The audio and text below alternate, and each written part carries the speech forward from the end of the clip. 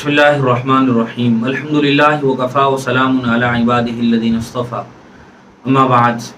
किसी साहब ने आज एक अजीब व गरीब सवाल पूछा है। वो ये है कि हमने ये बात सुनी है कि कटहल फल जो होता है जब वो पक जाता है तो पकने के बाद उसका खाना ये नाजायज़ और हराम है, चूँकि पकने के बाद वो नापाक हो जाता है। ये बहुत ही अजीब व गरीब सवाल है।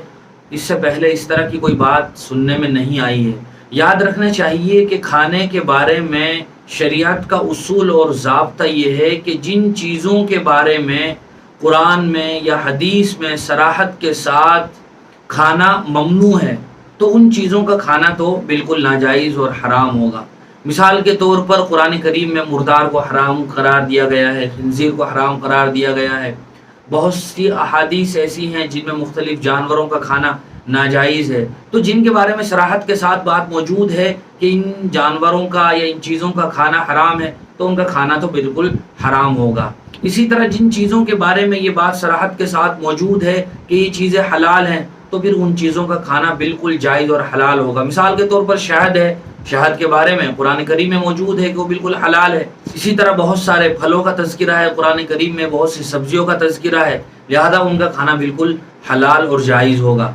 बहुत सारी चीज़ें बल्कि अक्सर चीज़ें ऐसी हैं कि जिनके बारे में कुरान और हदीस में सराहत के साथ कोई हुक्म वाज़े तौर पर मनक़ूल नहीं है कि इसका खाना जायज़ है या नाजायज़, तो ऐसी चीज़ों के बारे में शरीयत का ज़ाब्ता ये है कि वो बुनियादी तौर पर हलाल हैं जब तक कि कोई दूसरी वजह मौजूद ना हो। मिसाल के तौर पर बिस्किट है, रोटी है, इसी तरह आज के ज़माने में खाने की नई नई चीज़ें वजूद में आ रही हैं, वो चीज़ें हैं बुनियादी तौर पर ये सब चीज़ें हलाल कहलाएंगी। लेकिन अगर यकीनी तौर पर हमें ये बात मालूम हो जाए कि इन चीज़ों में किसी नापाक या नाजायज़ हराम चीज़ की मिलावट है तो फिर वो किसी दूसरी वजह से तो हराम हो सकते हैं लेकिन बुनियादी तौर पर वो हलाल है। मिसाल के तौर पर अगर कोई खाना ऐसा है जिसके बारे में यकीनी तौर पर ये बात पता चल जाए कि इसमें सूअर की चर्बी मिली हुई है या ये कि फुला नापाक चीज़ मिली हुई तो फिर बहरहाल खाना नाजायज़ होगा और हराम होगा।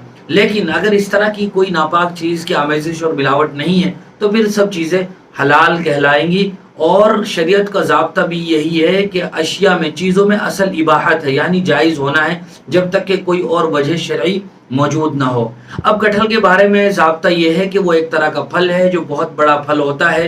हिंदुस्तान में, हमारे मुल्क में बहुत सारे इलाकों में ये फल कसरत के साथ पाया जाता है। लोग इसको शौक के साथ खाते हैं, कुछ लोग कच्चा खाते हैं, कुछ लोग पक्का खाते हैं। मुख्तलिफ किस्म के जायकेदार इससे पकवान तैयार होते हैं। इसी तरह बाद इलाकों में इसका अचार भी बनाया जाता है। तो याद रखना चाहिए कि ये एक तरह का फल है जिसमें जिस्मानी फ़ायदे भी बहुत सारे लोगों ने बयान किए हैं। इसमें बहुत ज़्यादा प्रोटीन होती है और खाने में भी जायकेदार होता है, लिहाजा इसको कच्चा खाया जाए, पक्का खाया जाए, पकाकर खाया जाए या जो भी तरीक़ा हो इसके खाने का, ये बिल्कुल जायज़ है, हलाल है।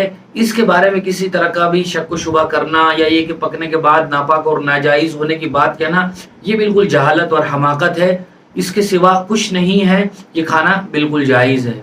और खाने के बारे में जो ज़ाब्ता शरई उसूल बयान किया गया है, उम्मीद है कि वो भी आपके समझ में आ गया होगा। फिर भी अगर किसी तरह का कोई शक व शुबा या आपके जहन में कोई सवाल है तो आप ज़रूर कमेंट बॉक्स में उसको पूछ सकते हैं। अगर आपको हमारी ये वीडियो पसंद आई है तो इसको आप अपने दोस्तों के साथ ज़रूर शेयर करें। जज़ाकल्लाह।